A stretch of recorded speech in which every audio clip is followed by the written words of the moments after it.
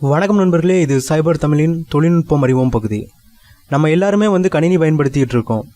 ஒவ்வொரு வேலைக்கும் தனித்தனியான ப்ரோக்ராம்களை பயன்படுத்துகிறோம். அப்படி இருக்க இந்த operating system Windows, Mac, Linux இதெல்லாம் இருக்குதுல்ல, இது என்னதுக்கு இருக்குது, இது என்ன செய்யுது கணினியில் அப்படிங்கிறத தான் இன்றைக்கி தெரிஞ்சுக்க போகிறோம். வாங்க வீடியோவுக்கு போகலாம். நம்மளுடைய கணினி இயங்குறதுல அடிப்படையாக இருக்கிறது ஆப்ரேட்டிங் சிஸ்டம் தான். இதில் தான் நம்ம பல வகையான ப்ரோக்ராம்களை நிறுவி வச்சுருக்கிறோம்.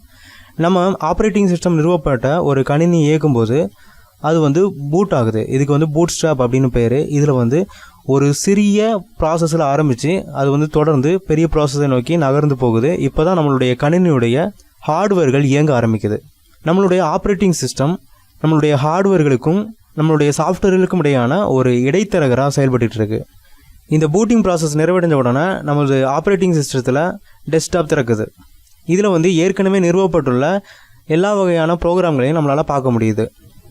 அடுத்ததாக நீங்கள் ஒரு ப்ரோக்ராமை பயன்படுத்தணும்னு நினைக்கிறீங்க. எடுத்துக்காட்டுக்கு ஃபயர்ஃபாக்ஸ்னு வச்சுக்கலாம்.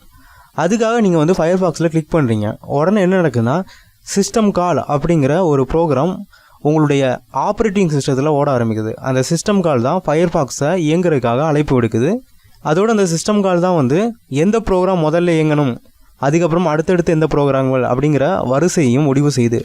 இப்போ ஃபயர்ஃபாக்ஸ் இயங்குறதுக்கு அதற்கு மெமரி தேவை. இப்போ அது மெமரியை கேட்குது.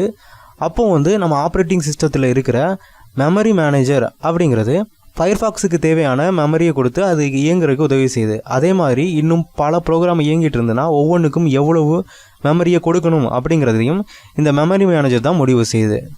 சரி, நம்ம ஒரு ப்ரோக்ராம் இயக்கிட்டு இருக்கோம். அப்போ எந்த ப்ரோக்ராமுக்கு அதிக அளவு முக்கியத்துவம் கொடுக்கணும் அப்படிங்கிறத ஆப்ரேட்டிங் சிஸ்டம் எப்படி முடிவு பண்ணுதுன்னா, நம்ம எந்த ப்ரோக்ராமில் கிளிக் பண்ணி வச்சுருக்கிறோம் அப்படிங்கிறத வச்சு தான் பெரும்பான்மையான நேரத்தில் முடிவு பண்ணுது.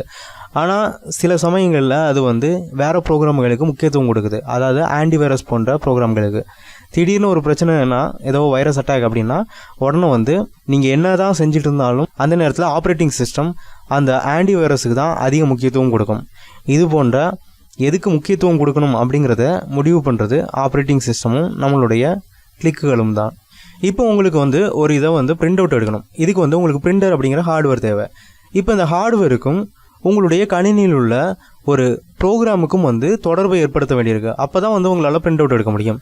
இதற்காக நமது ஆப்ரேட்டிங் சிஸ்டத்தில் என்ன இருக்குன்னா, டிவைஸ் டிரைவர் அப்படின்னு ஒன்று இருக்குது. இதுதான் ஹார்ட்வேருக்கும் ப்ரோக்ராமுக்கான தொடர்பை உருவாக்குது.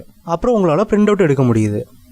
Windows, Mac, iOS, Linux, Android இதெல்லாம் ஒரு சில ஆப்ரேட்டிங் சிஸ்டங்கள். இந்த தனித்தனியான இயங்குதளங்களுக்கு வெவ்வேறான கட்டமைப்பாலான ப்ரோக்ராம்கள் இருக்குது.